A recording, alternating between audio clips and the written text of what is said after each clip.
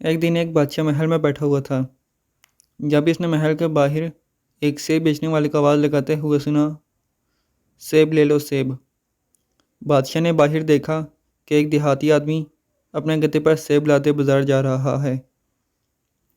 بادشاہ نے سیب کی خواہش کی اور اپنے وزیر سے کہا، خزانے سے 5 سونے کے سکے لے لو اور میرے لیے سیب لے آؤ۔ وزیر نے خزانے سے 5 سونے کے سکے نکالے اور اپنے معاون سے کہا، یہ 4 سونے کے سکے لو اور جا کر سیب لے آؤ۔ معاون وزیر نے محل کے منتظم کو بلایا اور کہا، سونے کے یہ 3 سکے لو اور سیب لے آؤ۔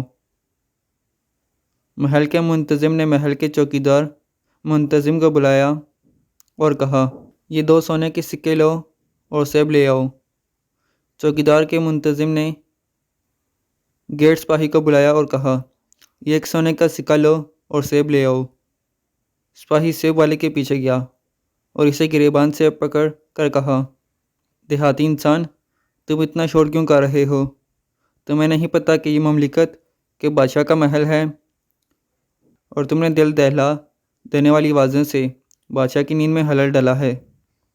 اب مجھے حکم ہوا ہے کہ تجھ کو قید کر دوں۔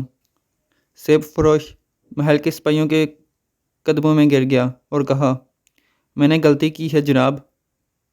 اس گدھے کا بوجھ میری محنت کے 1 سال کا نتیجہ ہے۔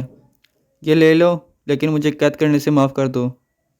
سپاہی نے سارے سیب لیے اور آدھے اپنے پاس رکھے اور باقی اپنے منتظم افسر کو دے دیے، اور اس نے اس میں سے آدھے رکھے اور آدھے اوپر کے افسر کو دے دیے اور کہا، یہ 1 سونے کے سکے والے سیب ہیں۔ افسر نے ان سیبوں کا آدھا حصہ محل کے منتظم کو دیا۔ اس نے کہا کہ ان سیبوں کی قیمت 2 سونے کے سکے ہیں۔ محل کے منتظم نے آدھے سیب اپنے لیے رکھے اور آدھے اسسٹنٹ وزیر کو دے دیے اور کہا کہ ان سیبوں کی قیمت 3 سونے کے سکے ہیں۔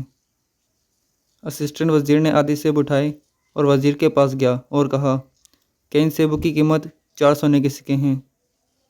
وزیر نے آدھے سیب اپنے لیے رکھے اور اس طرح صرف 5 سیب لے کر بادشاہ کے پاس گیا اور کہا کہ یہ 5 سیب ہیں جن کی مالیت 5 سونے کے سکے ہیں۔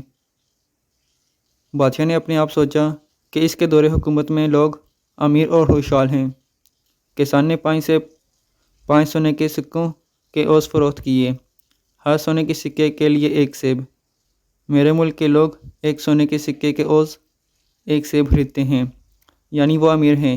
اس لیے بہتر ہے کہ ٹیکس میں اضافہ کیا جائے اور محل کے خزانے کو بڑھا دیا جائے، اور پھر یوں عوام میں غربت بڑھتی ہی چلی گئی۔